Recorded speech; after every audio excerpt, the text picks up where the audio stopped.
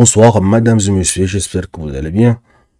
Nous avons deux sujets à aborder aujourd'hui. Où le divorce entre Johnny Pacheco et le HDP continue, il a fait une nouvelle révélation sur la mort d'Ahmed Bakayoko, où apparemment c'est Idriss Diallo qui l'a, n'est-ce pas, empoisonné. Nous allons suivre cela en premier lieu. Et ensuite, nous allons finir avec, n'est-ce pas, la sortie de Bulle de Fer qui se prononce, n'est-ce pas, sur la réaction d'Adjoumani qui critiquait donc la sortie de Tidjane Thiam. Restez scotché jusqu'à la fin et on en revient juste après. Parce que Idriss Diallo lui a rendu un grand service. Un très grand service. Et c'est quoi le service? Alors que lui, le même Idriss Diallo, Ahmed Bakayoko a donné dos à son ami Drogba pour son compte. Pourtant, Ahmed Bakayoko et Drogba, ils sont frères. Mais il a laissé Drogba et il a soutenu Idriss Diallo. Mais Idriss Diallo, là, il a fiolé Ahmed Bakayoko pour le compte de comment on appelle ça, de photocopier le gouvernement. Tu n'es pas au courant de ça? Tu n'es pas au courant de ça? Toutes les adresses d'Ahmed Bakayoko, toutes ses maisons à Paris, même sa maison à Paris après sa mort, a été cambriolée. Qui a donné la maison, les adresses de la maison d'Ahmed Bakayoko? Qui a donné les adresses? C'est Idriss Diallo, lui seul, qui connaissait tous les appartements d'Ahmed Bakayoko. Donc, chers amis, nous allons donc suivre, n'est-ce pas, cette intervention de Johnny Pacheco sur la mort d'Ahmed Bakayoko jusqu'à la fin. On en revient juste après. Mais les encagoulés, là, qui viennent pour prendre les galas Kolebi, ceux à la maison, par les torturer, là, ces mêmes encagoulés, là, sont allés à l'insu de la police française et ils ont fait irruption dans les appartements d'Ahmed Bakayoko. Ils ont cambriolé ces appartements, plus de l'argent et tout ce qui avait, tout ce qui était objet de valeur. Ils ont cambriolé ces maisons. Mais ils croyaient ces maisons comment? Et après la mort d'Ahmed Bakayoko, Photocopie a envoyé des comment on appelle ça? Ces milices là, encagoulées là, à la résidence privée d'Ahmed Bakayoko à Beverly Hills. Ils sont allés perquisitionner chez Ahmed Bakayoko. Mais pourquoi vous ne pas faire la perquisition de son vivant? Pourquoi attendre quand il meurt? Et puis on va faire la perquisition chez Ahmed Bakayoko, comme on a fait la perquisition chez Ouattaraogo, après la mort de Ouattaraogo. Vous comprenez? Donc, c'est ce monsieur Idriss Diallo là. C'est lui qui a donné toutes les adresses d'Ahmed Bakayoko à Abidjan, à Assini et bien entendu à Paris, au gouvernement de Côte d'Ivoire. Et quand Ahmed est mort, tous ses comptes offshore, tous ses comptes à l'étranger, c'est lui qui ouvrait les comptes pour Ahmed Bakayoko à l'étranger. C'est lui qui payait les comptables de formation. C'est lui qui ouvrait tous les comptes d'Ahmed Bakayoko à l'étranger. Il a mis blanc sur ses comptes. Aujourd'hui, je vous parle là, depuis la mort de Ambak, il est devenu immensément riche. Il est devenu immensément riche. Mais il n'est pas seul. Ahmed Ouattara, l'ancien joueur là, aujourd'hui, qui est dans le staff de Idriss Diallo à la Fédération ivoirienne de football. Ce Ahmed Ouattara, Ambak lui a acheté 2 villas duplex à Benjerville. Il n'a pas venu dire que c'est faux. Ambak lui a acheté 2 villas duplex à Benjerville. Le restaurant qu'il possède à Abidjan, le restaurant là, c'est Ahmed Bakayoko qui lui a donné l'argent pour faire ces restaurants là. Mais voilà des gens qui ont trahi les amis. Voilà des gens, puisque Ahmed là, Photocopie pas venir prendre poison pour mettre dans nourriture d'Ahmed. Ahmed était très méfiant. Ahmed, c'est quelqu'un qui était très méfiant. Ceux qui pouvaient manger avec Ahmed, là, il y avait son cuisinier et puis Idriss Diallo. Donc là, chers camarades, même le cuisinier d'Ahmed Bakayoko, il ne savait pas qu'Ambak a été empoisonné. Ce cuisinier là, il est quand même malade au même titre qu'Ahmed Bakayoko. Aujourd'hui là, il a disparu. Il est où le cuisinier? Le cuisinier d'Ahmed Bakayoko est où? Il a disparu aujourd'hui. Parce que, faudrait pas qu'on découvre que le cuisinier est mort au même titre qu'Ahmed Bakayoko. Comme si on le sait, toute la Côte d'Ivoire va savoir qu'en réalité, ils ont été empoisonnés. Donc, il a disparu. Oh, il a disparu, il est où? On ne sait pas où il est. Présentez-le nous. Présentez-le nous. Donc, on fait croire aux gens qu'il a voyagé. Mais quelqu'un qui voyage, on est sur la terre ici. Même si tu es un signe là, on peut savoir où tu es. On parle pas un peu. Mais si le cuisinier mourait comme Ahmed Bakayoko, toute la Côte d'Ivoire allait savoir que Ahmed Bakayoko est empoisonné. Donc il a disparu, ils l'ont fait disparaître. Comme le cuisinier de Bédier, comment on appelle ça, a disparu. Donc c'est pour te dire, champion, le combat que tu dois mener là, c'est ce combat-là. Ceux qui t'ont envoyé pour venir dire Johnny Pacheco et ceci et cela là, c'est eux qui ont tué ton patron. Ahmed Bakayoko là, ils l'ont tué. T'es pas au courant de ça? Ils l'ont empoisonné. Comme ils ont empoisonné Denis Kobena pour prendre la tête du RDR. Mais depuis qu'ils ont pris la tête du RDR là, Ils ont déjà fait une cérémonie d'hommage à Jenny Kobena. Mais chaque jour, c'est hommage à Draman. On prend des milliards de nos francs. Hommage à Draman. Hommage à Draman. Mais... Alors, vous venez donc de suivre l'intervention de Johnny Pacheco. Clash continue toujours entre lui, n'est-ce pas, et son ancien parti politique où ils ont divorcé. On dirait que ce divorce ne finit pas, au fait. Du coup, bref, ce qu'on peut retenir de sa sortie, c'est quoi? C'est que Idriss Diallo est impliqué, n'est-ce pas, dans la mort d'Ahmed Bakayoko, au fait. Il est impliqué. Et également, il va nous faire comprendre que l'ex-président, n'est-ce pas, du PDCRD également a été assassiné, donc, par empoisonnement. Voilà, donc, c'est ça, au fait, le message. Mais cependant, chers amis, avec toutes ces dernières sorties où il y a de mensonges, et c'est comme s'il ressentait de la haine envers, n'est-ce pas, ce gouvernement du RHDP, je sais pas, au fait, quelle importance doit-on accorder n'est-ce pas, à ces sorties maintenant, parce que des fois il dit la vérité et des fois ce sont des mensonges en fait. Cependant, voyons un peu ce qu'en pense le peuple en fait. Monsieur Touabou nous dit ceci: il faudrait que l'opposition en Côte d'Ivoire soigne son image. La jeunesse ivoirienne attend d'énormes résolutions. La force du RHDP, c'est le programme bien vrai qu'il y a assez de mensonges. Je ne vois pas ce Pacheco convaincre. C'est ce que j'en pensais en fait. Même un jeune sans espoir d'aller voter pour le changement, il ne dit rien de bon.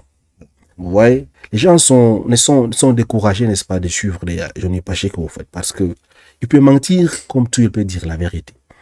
Tellement il a menti, maintenant, même s'il dit la vérité, on a l'impression qu'il est en train de mentir. Et puis après, quel est mon problème dans ça? Lui, il demande, c'est quoi son problème, en fait? Il a même pas quelque chose à manger, et c'est quoi son problème dans cette histoire que Idriss Diallo a tué? Donc, selon Johnny Pacheco, c'est pas moi qui dis ça, donc Idriss Diallo donc serait le responsable de la mort de Ahmed Bakayoko, et voilà pourquoi il a hérité de tout son bien en fait. Il a envoyé des hommes encagoulés pour, n'est-ce pas, voler dans ses différentes résidences en Europe.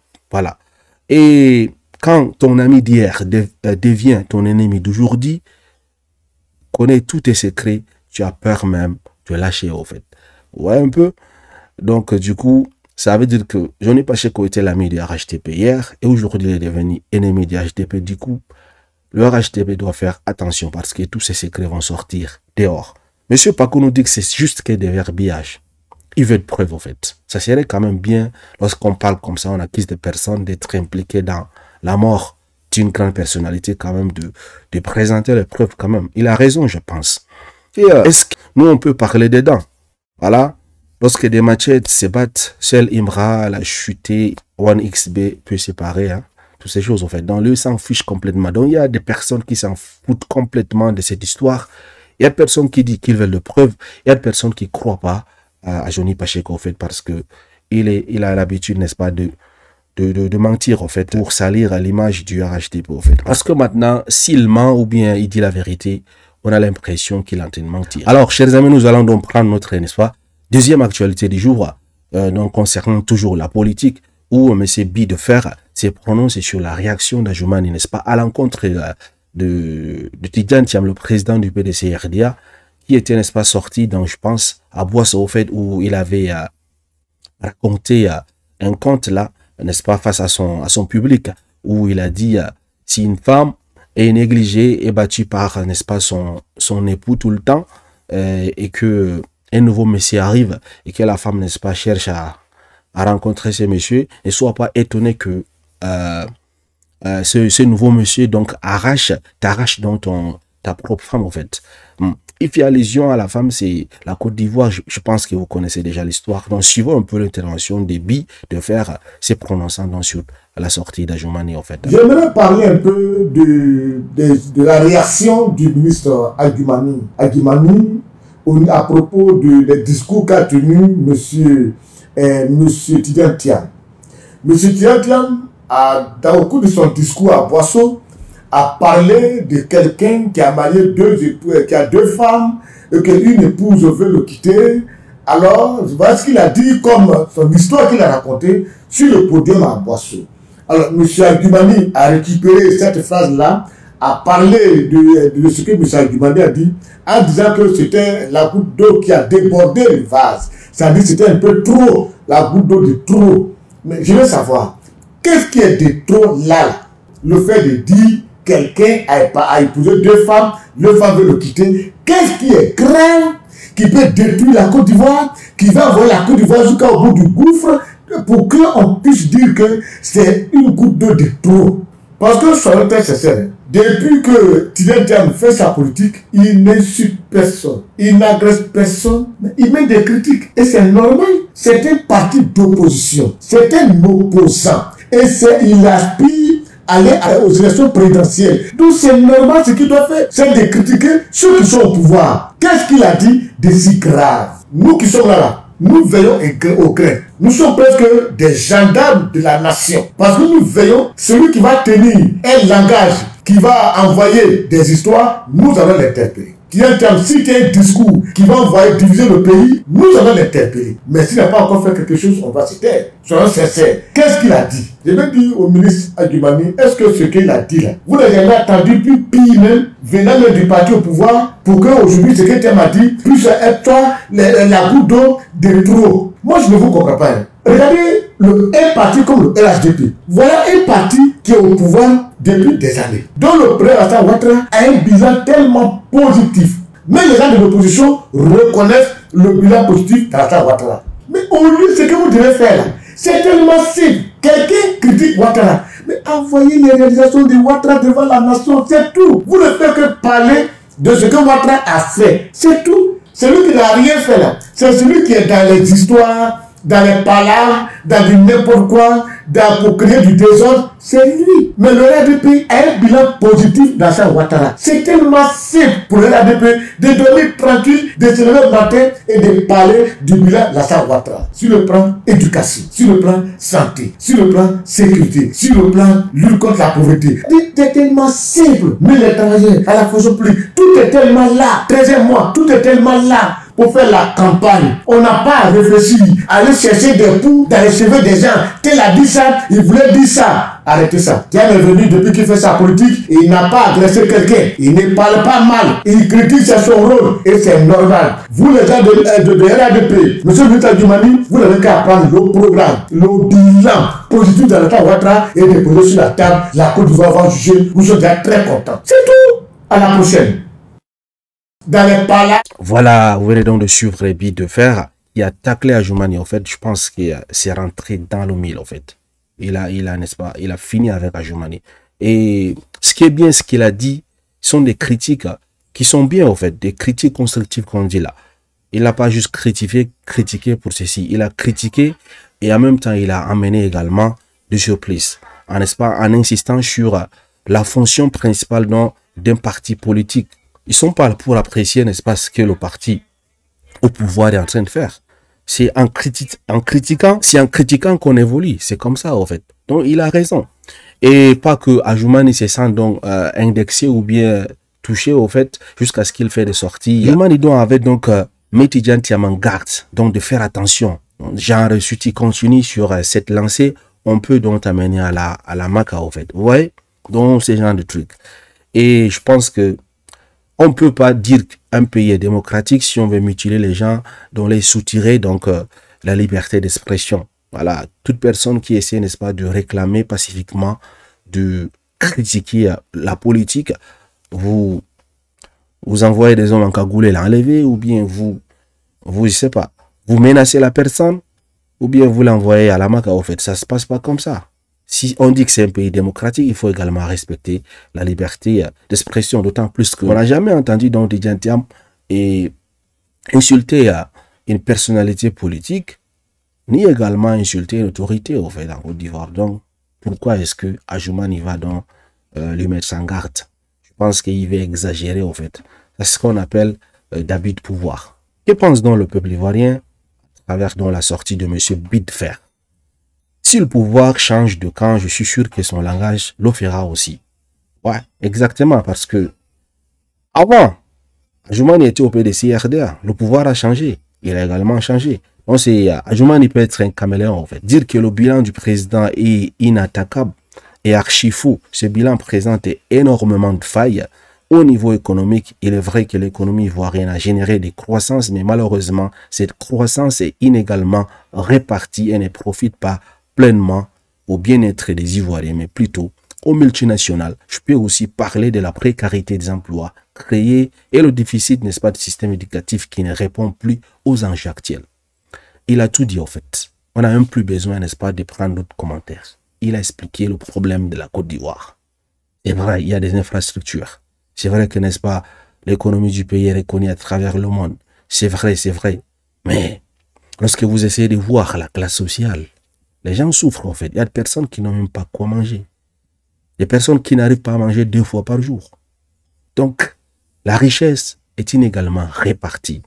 Ça sort dans la poche du gouvernement, ça rentre chez les multinationales. Ça quitte chez les multinationales, ça rentre, n'est-ce pas, dans la poche des gouvernements, c'est tout. Le bas peuple, là, sont en train de souffrir. Vous voyez? Donc, M. Alassane Ouattara a échoué sur le plan social de sa politique. Et si tu critiques comme ça, on te dit non, ah, fais attention, Adjoumani sort comme ça, il te dit, fais attention, hein, fais attention, on te guette. Donc, je pense qu'on n'a même plus besoin de prendre d'autres commentaires parce que M. Cédric Abou a tout dit, en fait. Il a donc résumé le problème de la Côte d'Ivoire. Donc, la politique ou bien le bilan de Alassane Ouattara est certes bien, mais c'est attaquable, en fait. Kwadio Mathias Kwame nous dit là, n'accordons pas de crédit à Adjoumani. Quelqu'un qui défie même Dieu tout-puissant en tenant une conférence de presse pour insulter dans un édifice religieux. Mais une telle sortie montre qu'il n'y a plus de sérénité dans la case, non. Abomination, en fait. Si on insulte dans la maison de Dieu, quand même, c'est une abomination.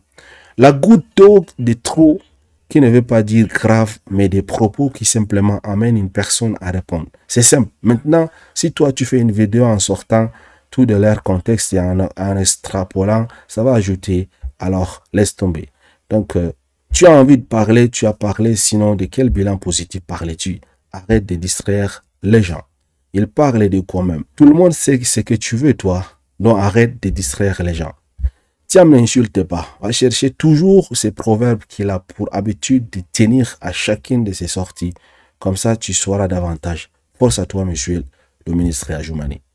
Et le souci qu'on a avec nos économistes du Japon est qu'ils ne prennent pas du temps pour écouter le discours du président Thiam. Ils sont pressés de répondre qu'à écouter. Pour la première fois, je suis d'accord avec vous. Donc, pour toi, tout est positif, tu n'as rien à dire. C'est pourquoi ta carrière artistique est à la ramasse. C'est ce qu'il fait la force de Thiam. Il fait sa politique tranquillement, en toute sagesse. Toujours à vouloir répondre, ça deviendra un non-sens au lieu de vous baser sur les réalisations du président, des ministres qui sont toujours dans la vision du président, mais apparemment qui ont du mal à faire la promotion des réalisations qui sont faites, même s'il y a des efforts à faire, et ils sont bien présents à s'attaquer aux autres discours politiques. Merci de m'avoir suivi. Dites-moi qu'en pensez-vous donc de la sortie de M. Bedfer à l'encontre, n'est-ce pas, d'Adjoumani, et également la sortie de Johnny Pacheco. Croyez-vous que Johnny Pacheco dit la vérité sur l'implication d'Idriss Diallo à la mort, n'est-ce pas, de Ahmed Bakayoko? Merci.